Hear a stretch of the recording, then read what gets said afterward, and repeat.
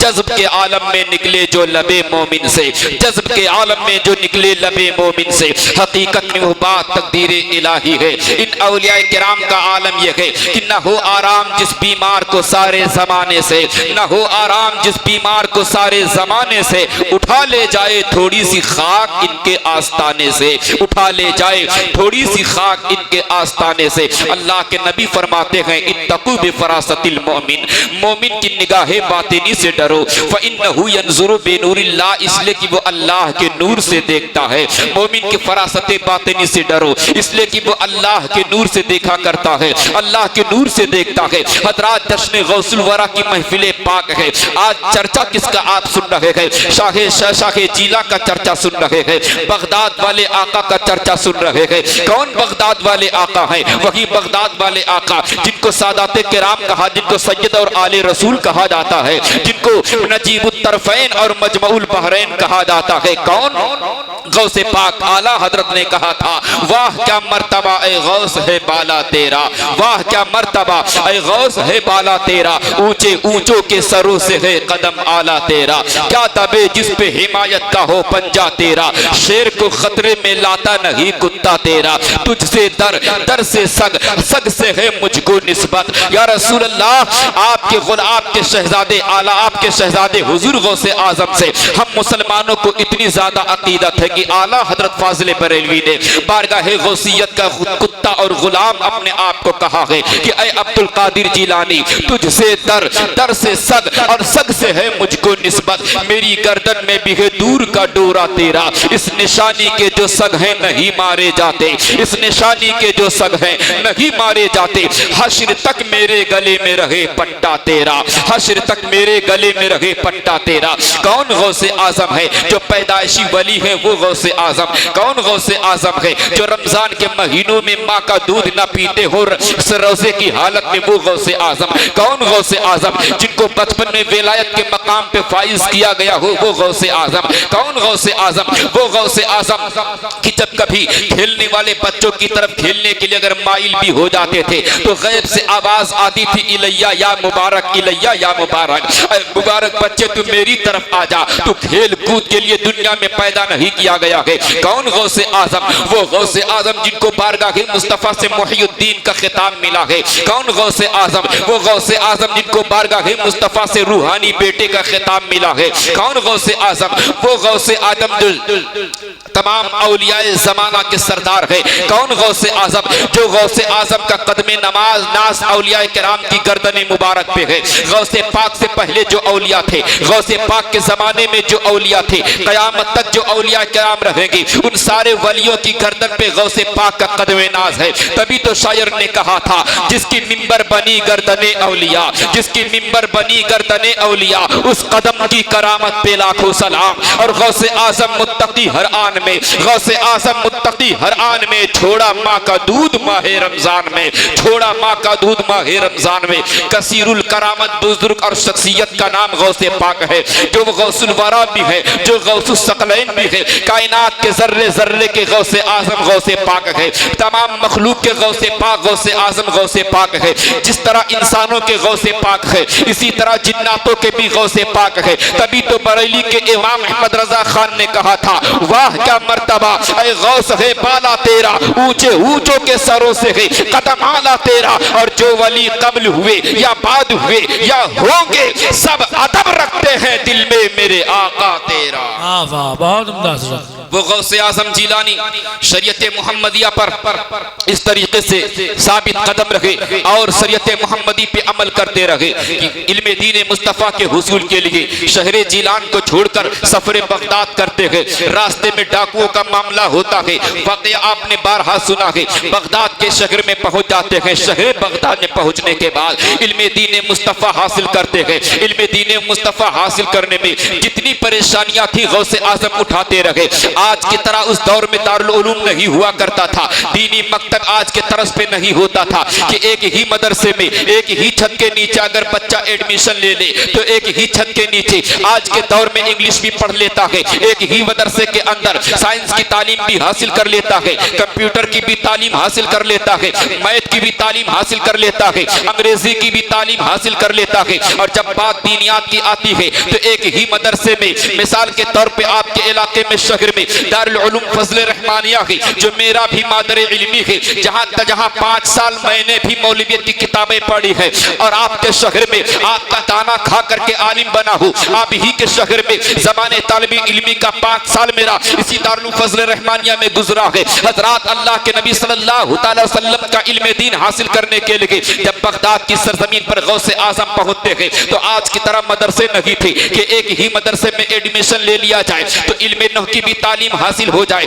इल्म शरफ की भी तालीम हासिल हो जाए, इल्म हदीस का भी इल्म हासिल हो जाए, फन्ने तफसीर का भी इल्म हासिल हो जाए, फन्ने जफर का भी इल्म हासिल हो जाए, फन्ने तौक़ीयत का भी इल्म हासिल हो जाए, फन्ने दरसे कुरान का भी इल्म हासिल हो जाए, फिर इल्म तफसीर का भी इल्म हासिल हो जाए। एक ही दारुल उलूम में आज एडमिशन लेकर के बच्चा नहव भी पढ़ लेता है, सरफ भी पढ़ लेता है, मंतिक भी पढ़ लेता है, फलसफा भी पढ़ लेता है, अंग्रेजी भी पढ़ लेता है, कंप्यूटर भी सीख लेता है। मगर उस जमाने में तालीम हासिल करने का ऐसा कोई इंतजाम नहीं था। जो मुहद्दिस होते थे वो सिर्फ इल्म हदीस पढ़ाते थे, जो मुफस्सिर होते थे वो सिर्फ इल्म तफसीर पढ़ाते थे, जो फन्ने नहव में माहिर होते थे वो सिर्फ फन्ने नहव पढ़ाते थे, जो फन्ने तफसीर में माहिर होते थे वो सिर्फ फन्ने तफसीर पढ़ाते थे। इस तरीके से उस दौर में आलिम बनना बड़ा मुश्किल काम था। किसी मुहद्दिस के पास जाकर के अपने खाने का इंतजाम खुद करना होता था, रहने का इंतजाम खुद करना रहता होता था और मुहद्दिस के पास जाकर के 1.5-2 साल तक इल्म हदीस सीखना पड़ता था। फिर इल्म तफसीर सीखने के लिए किसी दूसरे उस्ताद के पास 1.5 साल पढ़ना होता था।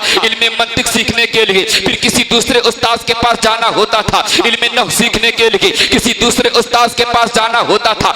इसी तरह कई उलूम फनून को सीखने के लिए कई असातिज़ा के पास जाना होता था। गौसे आजम जिलानी शहर जिलान से निकलते हैं, बगदाद इल्म फन का मरकज बन चुका था। बगदाद की धरती पे पहुंचने के बाद इल्म हदीस का हुसूल कर रहे हैं, इल्म तफसीर पढ़ रहे हैं, इल्म मीकात पढ़ रहे हैं, फन्ने सर्फ हासिल कर रहे हैं, फन्ने नहव हासिल कर रहे हैं। और रहने का ठिकाना क्या है? ना तो किसी मुहद्दिस के यहाँ खाना मिल रहा है, ना रहने का ठिकाना मिल रहा है, ना कहीं मुफस्सिर कुरान के यहाँ ना तो खाने का इंतजाम है, ना तो रहने का इंतजाम है। हजरात शरीयत मोहम्मदी पे अमल करने के लिए और इल्म दीन मुस्तफ़ा सीखने के लिए आज जिनको हम गौसे आज़म कहा करते हैं उनके तालिबे इल्मी का जमाना देखो, उनके स्टूडेंट लाइफ को देखो कि कितनी मुसीबतों के साथ उन्होंने इल्म दीन को हासिल किया है। शहर जिलान से निकल जाते हैं, बगदाद की जामे मस्जिद में पहुंचते हैं, रहने का ठिकाना कोई नहीं है। बगदाद की जामे मस्जिद में रहते हैं, खाने का कोई इंतजाम नहीं। 40 अशरफिया जो साथ लेकर के गए थे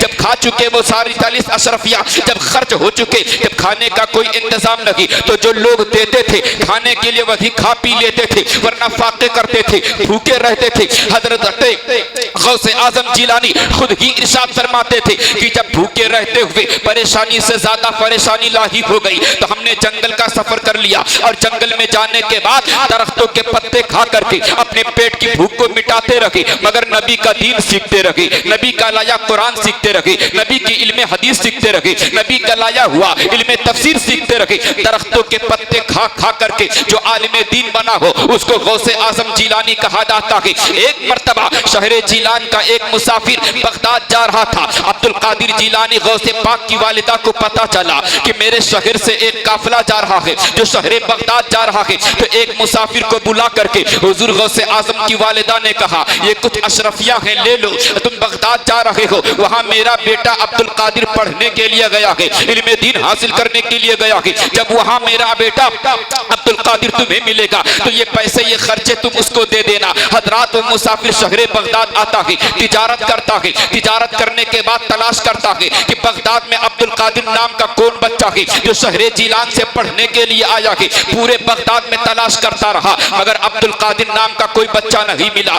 लोगों से पूछता रहा, अब्दुल कादिर जो शहर जिलान का रहने वाला था यहाँ पढ़ने आया है, उस बच्चे का पता बता दो। पूरे बगदाद में किसी को पता नहीं कि शहर जिलान से अब्दुल कादिर नाम का बच्चा हमारे शहर बगदाद के अंदर पढ़ने के लिए आया है। पूरे बगदाद में किसी को पता नहीं था। हजरात कई दिनों तक वो तलाश करता रहा अब्दुल कादिर जिलानी को, ताकि जब अब्दुल कादिर जिलानी मिल जाए तो उनका पैसा जो माँ का दिया हुआ पैसा था, रकम थी, वो उनके हवाले कर दी। हजरात कई दिन तक होते रहे, उसकी अपनी रकम अब्दुल कादिर जिलानी को तलाश करते हुए खत्म हो गई, मगर अब्दुल कादिर जिलानी नहीं मिले। जब खाने का कोई ठिकाना नहीं रहा, उस मुसाफिर को जब भूख लगी है तो अब्दुल कादिर जिलानी ही के रुपए, अब्दुल कादिर जिलानी ही की रकम और अशरफी से उसने खाने का सामान खरीदा और खाना खरीदने के बाद बगदाद की जामे मस्जिद में जाकर के आंगन में बैठ गया। अब्दुल कादिर जिलानी गौसे आजम जिनको कहा जाता है, बगदाद की जामे मस्जिद में एक कोना पकड़कर चटाइयों के बीच बैठे हुए थे। हजरात गौसे आजम फरमाते हैं कि मैं 3 दिन से भूखा था, 3 दिन से न खाने को कुछ मिला था, 3 दिन से न पीने को कुछ मिला था। भूख का आलम यह था कि वो मुसाफिर जब आकर के जामे मस्जिद के अंदर बैठा और जामे मस्जिद के शहर में जब खाने के लिए खाने का सामान खोला तो मैं उसको देखता रहा, मगर उसकी नजर मेरे ऊपर ना पड़ सकी, इसलिए कि चटाइयों के दरमियान बैठ करके मैं कोने में छुप करके बगदाद की जामे मस्जिद में बैठा हुआ था। अब्दुल कादिर जिलानी कहते हैं वो मुसाफिर जब उसने रोटी तोड़ा और रोटी तोड़ने के बाद एक लुकमा बनाया और जब सालन में डुबो करके अपने मुंह के करीब ले जाता था, गौसे आजम फरमाते हैं कि मेरे भूख का आलम यह था कि उसका लुकमा देख करके खुद ब खुद मेरा मुंह खुल जाता था, मगर सैयद था मांग नहीं सकता था, आले नबी था मांग नहीं सकता था, शहजादे रसूल था इसलिए मांग नहीं सकता था, हाशमी सैयद था इसलिए मांग नहीं सकता था। मांगते हुए गैरत आती थी, ना मांगने की वजह से 3 दिन से भूखा था। हमने सोचा कि हम मोहम्मद के घर आने वाले हैं, खुद तो भूखे रह करके औरों को खिला देते हैं। यह मुसाफिर आया है, न जाने कैसी मुसीबतों में आया होगा, ये खाना खरीद करके खाने बैठा है, अगर मैं मांग लूंगा अपना खाना मुझे खिला देगा तो खुद भूखा रह जाएगा। ये नबी के शहजादे हुआ करते हैं, ये नबी के सादाते किराम हुआ करते हैं, ये नबी का खानदान का चश्मो चराग हुआ करते हैं, ये नबी की औलाद हुआ करती है कि खुद भूख बर्दाश्त कर लेते हैं मगर औरों को खिला देते हैं। अब्दुल कादिर जिलानी कहते हैं 3 दिन से भूखा प्यासा था, अगर मांग लेता मुसाफिर दे देता तो वो भूखे रह जाता, तो मेरा अपना भूखा रहना हमको तो गवारा है, मगर मुसाफिर का भूखा रहना हमको गवारा नहीं है। तभी तो शायर ने कहा था कि खुद भूखे रह के औरों को खिला देते हैं, खुद भूखे रह के औरों को खिला देते हैं, कैसे साबिर हैं मोहम्मद के घर आने वाले। नारे तकबीर, नारे रिसालत, जश्ने गौसुल वरा, फैजाने गौसे आजम, मकामे गौसे आजम, नारे तकबीर, नारे रिसालत। खुद भूखे रह के औरों को खिला देते हैं, कैसे साबिर है मोहम्मद के घर आने वाले, कैसे साबिर है मोहम्मद के घर आने वाले। हजरत गौसे आजम इरशाद फरमाते हैं वो मुसाफिर खाता रहा, मैं उसको देखता रहा, मगर ना चाहते हुए बिला इख्तियार भूख की शिद्दत की वजह से, ज्यादा तेज भूख लगने की वजह से खुद ब खुद मेरा मुंह खुल जाया करता था। अचानक उस मुसाफिर की नजर उठती है और मेरे ऊपर पड़ जाती है। मेरे चेहरे की कमजोरी से मुसाफिर ने पहचान लिया कि ये बच्चा कई दिन से खाया पिया नहीं है। उन्होंने प्यार के साथ मुझे पुकारा कि ऐ बच्चे आकर के मेरे साथ खाना खा लो। हजरत गौसे आजम फरमाते हैं मैं उठ करके उसके करीब गया और जाने के बाद उसके करीब पहुंचा। जब हम खाना खा ही रहे थे तो हमने कहा कहाँ के रहने वाले हो, तो उस मुसाफिर ने कहा हम शहरे जिलान के रहने वाले हैं। गौसे आजम कहते हैं कैसे ही शहरे जिलान का नाम लिया मुझे मेरी माँ की याद आ जाया करती है, इसलिए कि मैं भी शहरे जिलान का था। जैसे ही मुसाफिर शहरे जिलान का बताता है कि मैं शहरे जिलान का रहने वाला हूँ, मुझे भाई की याद आ जाती है, मुझे माँ की याद आ जाती है, मेरे आंखों में आंसू आ जाते हैं। मुसाफिर कहता है बच्चे जिलान शहर का नाम सुन करके रोने क्यों लगे हो, तो मैंने कहा कि मैं भी शहरे जिलान ही का रहने वाला हूँ। मैं चंद साल पहले सफर करके बगदाद में आया था नबी का दीन सीखने के लिए, नबी की शरीयत सीखने के लिए, नबी का इल्म दीन सीखने के लिए, मगर जो कुछ अशरफियां लाया था वो खत्म हो चुका है। और कई दिन से जब भूख ने सताना शुरू किया हम जंगल चले गए थे, जंगलों के पत्ते खा खा करके जिंदा रहे, जंगलों के पत्ते खाते रहे, मगर अपने पेट की भूख बुझा करके नबी का दीन सीखते रहे, नबी की शरीयत सीखते रहे। और आज 3 दिन हो गए हैं कुछ खाने को नहीं मिला है, 3 दिन से किसी ने कुछ खाने को नहीं दिया है। मैं आले नबी हूँ, किसी से मांगना भी शर्म आती है। मैं नबी का शहजादा हूँ, मैं नबी के खानदान का लख्ते जिगर हूँ, मैं चमनिस्तान फातिमा का शहजादा हूँ, मैं चमनिस्तान फातिमा का फूल हूँ, इसलिए किसी से मांगते हुए शर्म आती है। 3 दिन से भूख को बर्दाश्त कर रहा हो, मगर जब तुम खाने बैठे हो तो तुम्हारा खाना देख करके बेला इख्तियार मेरा मुंह खुल जाता है, तुम्हारा लुकमा देख करके बेला इख्तियार मेरा मुंह खुल जाता है, इसलिए मेरा मुंह खुलता रहा। हजरात गौसे आजम जिलानी से जब वो मुसाफिर सुनता है कि ये बच्चा भी शहर जीलान का रहने वाला है, तो मुसाफिर कहता है बच्चे तुम्हारा नाम क्या है? तो गौसे आजम ने कहा मेरा नाम अब्दुल कादिर जिलानी है। इतना सुनना था कि मुसाफिर ने खाने हाथ का खाना रोक दिया, जो लुकमा उठाया था मुंह के करीब ले जाने के लिए, नाम सुनते ही लुकमा रोक देता है। गौसे आजम ने कहा मुसाफिर खाते क्यों नहीं हो? नाम सुनते ही हाथ रोक दिया, नाम सुनते ही लुकमा रख दिया है, नाम सुनते ही रोटी वापस दस्तरखान पे रख दिया है। अब खाते क्यों नहीं हो? वो मुसाफिर रोने लगा, हाथ जोड़ करके कहता है ओ अब्दुल कादिर मुझे माफ कर दो, तुम्हारी माँ ने मुझे कुछ अशरफिया दी थी कि मेरा लख्ते जिगर बगदाद में गया है पढ़ने के लिए, ये जाकर के उसको दे देना। हम तुमको बगदाद में तलाश करते हुए मेरी अपनी रकम तो खर्च हो गई है और कई दिन से मुझे भूख प्यास बर्दाश्त हो रहा है और कई दिन से भूख से बेकरार हो गया हूँ,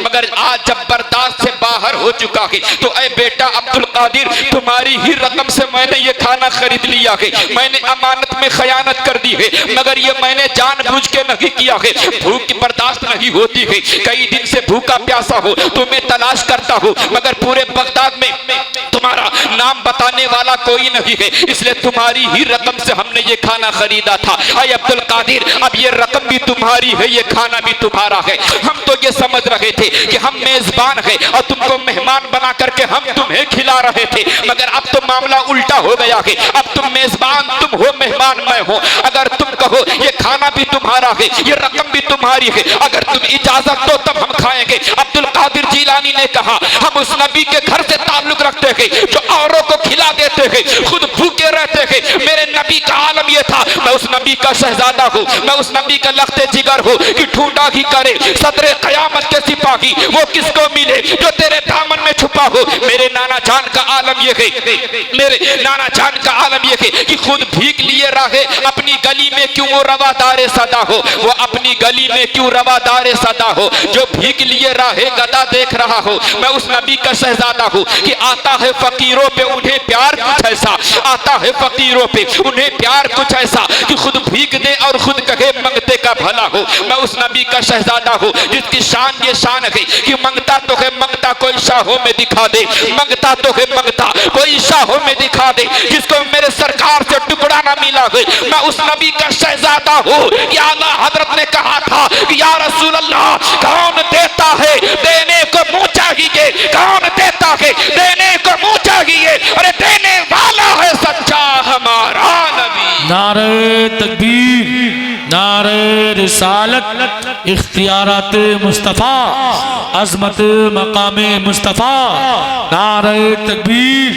नारे रिसालत। मुसाफिर ने कहा बेटा अब्दुल कादिर ये रकम भी तुम्हारी है, ये खाना भी तुम्हारा है। रकम को कबूल कर लिया। हुजूर गौसे आजम ने खाने के बारे में फरमाया कि मुसाफिर तुम भी भूखे हो, हम भी भूखे हैं, तुम खाओ और मैं खाऊं, दोनों शिकम शेर हो जाते हैं। हजरात इस तरीके से इश्क़ मुस्तफ़ा के हुसूल के लिए, नबी की शरीयत के हुसूल के लिए कितनी मशक्क़तों के साथ तब जाकर के आलिम बने हैं गौसे पाक। जब जवानी का आलम होता है, उलूम फ़नून हासिल करके जब फारिग तहसील होते हैं, तो जिस बगदाद की धरती पे अब्दुल कादिर को कोई जानता नहीं था कि शहर जिलान का रहने वाला एक बच्चा बगदाद में पढ़ रहा है, इल्मे दीन मुस्तफ़ा हासिल कर रहा है। पढ़ाई के दौरान जिसको पूरा शहर अब्दुल कादिर को नहीं जान सका, फारिग होने के बाद एक दिन ऐसा आता है कि बगदाद की जामे मस्जिद में खड़े होकर के जब तकरीर किया करते हैं तो हजारों के मजमा में गौसे पाक तकरीर किया करते हैं। बगदाद की जामे मस्जिद पे खड़े होकर के जब बयान करते हैं तो गौसे पाक की तकरीर की आवाज का आलम यह था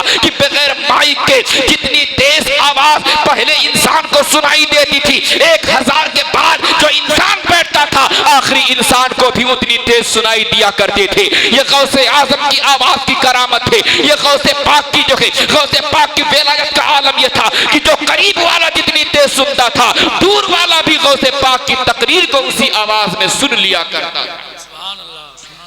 पढ़ाई के जमाने में जिस बगदाद में अब्दुल कादिर को कोई बता ना सका, उस मुसाफिर को कि अब्दुल कादिर नाम का इस बच्चा इस शहर में गए, फारिग होने के बाद जवान आलिम दीन बनकर जब बगदाद की जामे मस्जिद पे तकरीर करते गए, तो जिस बगदाद में अब्दुल कादिर को कोई जानता नहीं था, एक दिन उसी बगदाद में ऐसा भी आता है कि बगदाद की जामे मस्जिद के मिंबर पे खड़े होकर के उसी बेटे अब्दुल कादिर ने ऐलान किया था कि अला इन्ना कदमी हाज़िही अला रक़बत कुल्ली वलिय्यिल्लाह, ऐ लोगों खबरदार हो जाओ, मेरा ये कदम तमाम औलियाए किराम की गर्दनों पे है। उलमाए मुर्रिखीन इरशाद फरमाते हैं, उलमाए तारीख इरशाद फरमाते हैं कि जिस वक्त गौसे आजम ने बगदाद की जामे मस्जिद से ये ऐलान फरमाया था, तकरीबन 1350 औलियाए किराम उस मजमे आम में जामे मस्जिद में मौजूद थे। गौसे पाक का ऐलान होता है, सारे औलियाए किराम उठते हैं, मिंबर के करीब जाते हैं, अपनी गर्दन को झुका देते हैं, अब्दुल कादिर के कदमे नाज को अपनी गर्दन पे ले लेते हैं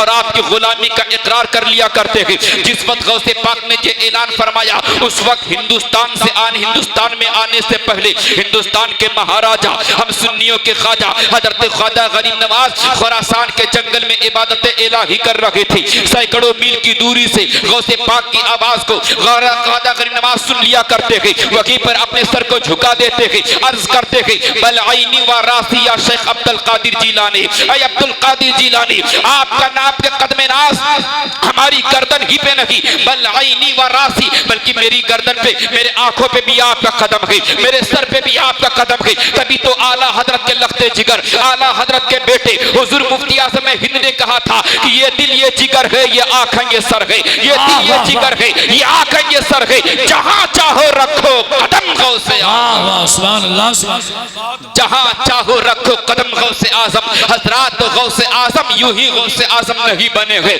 दरख्तों के पत्ते खा करके नबी की शरीयत सीखते रहे तब गौसे आज़म बने हैं। कई दिन भूखे रह करके कुरान सीखते रहे तब गौसे आज़म बने हैं। कई दिन प्यासे रह करके नबी की शरीयत सीखते रहे तब गौसे आज़म बने हैं।